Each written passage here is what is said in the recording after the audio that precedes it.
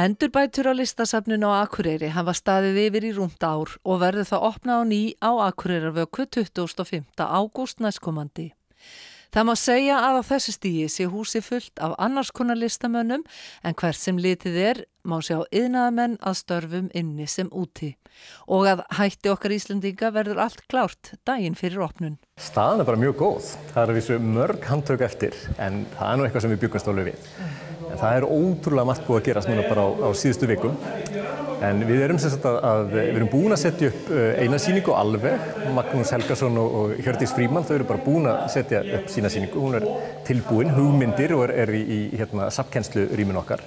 Og það nú eiginlega búið að setja upp safnegnarsýninguna sem sem sagt svona sýning á verkum í eigu listasafnsins og dálítið svona yfirlit yfir það sem við eigum af verkum með svona áherslu á akureyringana aðeins. Það raun og veru búið að taka húsið alveg í gegn. Það búið að skipta alla glugga, allar lagnir, allt rafmagn, koma inn 2 loftræstikerfum og þannig að þetta alveg eins og nýtt hús. Og það var auðvitað komin líka tími til vegna þess að það hafði ekkert verið gert við stóran hluta af húsinu í 40-50 ár. En nú talar þetta eintölu húsið í raun og veru þetta náttúrulega mörg hús. Já.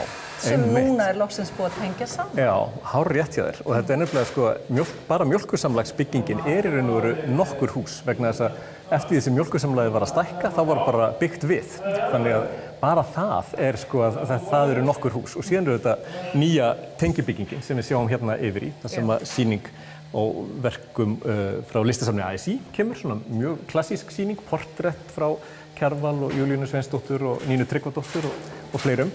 Það sem svona tengi yfir í Ketilhúsið sem hérna hinum megin og síðan á neðri hæðinni hins vegar tenging með kaffihúsinu. Þannig að það verður hægt að labba inn í Ketilhúsið núna á 2 hæðum. Brúin fær loksins tilgang, þannig að það verður líka svona spennandi líka þetta flæði í húsinu. Þetta eru næstu því 3000 fermetrar. Þar af sýningarými 800 fermetrar og síðan alltaf kaffihús og geymslur og móttaka verka og vinnustofur, af því hér eru líka vinnustofur listamanna og sýningarými listamanna og síðan fer þetta heilmikið í ganga og geymslur og alls konar svoleiðis. Og listasafnið nýtir alla króka og kima, meira að segja þökin hafa hlutverk. Hérna kemur náttúrulega handrit þannig að þetta verður ekki alveg eins svona glæfralegt eins og lítur út fyrir að vera núna. En hér við ætlum líka að nota þetta sem sýningarými og Aðalheiður Eysteinsdóttir verður með innsetningu hér, svona tréfígúrur og bekkur sem fólk getur settist á. Og hérna ætlum við líka að setja upp bara stól og borð þannig að fólk getur komið hingað upp úr kaffihúsinu með kaffi sitt á dögum eins og í dag, í svona frábært útsýni hérna yfir allt. Og hér alltaf bara svona suðupottur, hlýtt og gott og skjól. Já, þetta dásamt. Svo eiga eftir að vaxa upp þarna plöntur. Já, einmitt, þetta bara svona stór blómapottur og sumar af þessum plöntum eiga síðan að teygja sig hérna yfir og þannig að framhlíðin á millibyggingunni á að verða svona græn í framtíðinni, með svona hengiplöntum sem að fara hérna niður. Geymslurnar okkar ekki fullar af verkum vegna þess að mjög stór hluti af listasafnsins úti í stofnunum bæjarins. Það í skólum, upp á Hlíð og bókasafninu og hér og þar. Þannig að sem betur fer eru mörg þessara verka til sýnis almenningi bara á hverjum degi. Þá ekki síður mikilvægt að hafa góða tengingu við grasrótina. Myndlistafélagið fær síðan hérna það sem áður var mjólkurbúðin, nota það sem sýningarými. Þannig að hér koma inn bæði svona grasrótin af myndlist og líka þeir sem eru búin að vera starfandi lengur og það blandast saman við sem sagt listasafnið og það auðvitað bara svo spennandi að það ekki bara safnið sem stofnun heldur líka bara listamenn sem eru starfandi hér á svæðinu, listamenn utan úr heimi og það svona bara jarðvegur og einhver gerjun sem verður í því sem að gera þetta ennþá meira spennandi og fjölbreyttara.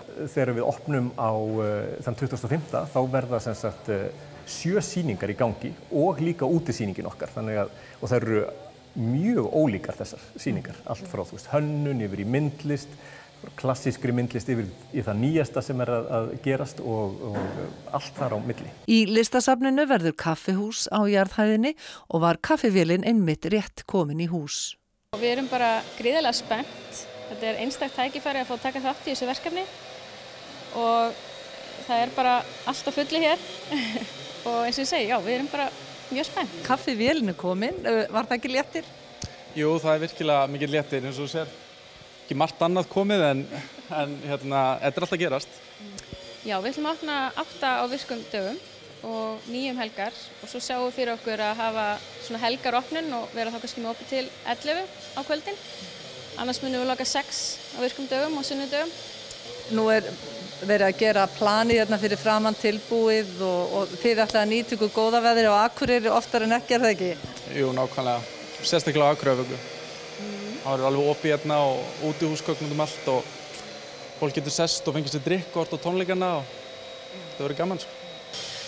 Við verðum með morgunverð og verðum með smá nýjung á morgunverðarsælinum, allavega hérna fyrir norðan.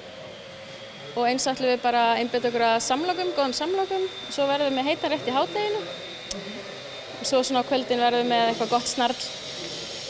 Hvort sem fólk ætla að fá sér vínglas eða tebolla, þá verðum við með eitthvað við hæfi. Og safnstjórinn ekki nokkrum vafa gildi listasafnsins fyrir Akureyri. Það að leggja áherslu á listagilið og að byggja upp starfsemina hér, ég held að það muni bara springa út bara í sköpunargleði og þannig að hér verði mjög mikið að gerast og margt að gerast eftir 10 ár. Ég held að það hafi áhrif í skólana, hafi áhrif á samfélagið, hafi áhrif á hinar menningarstofnanirnar.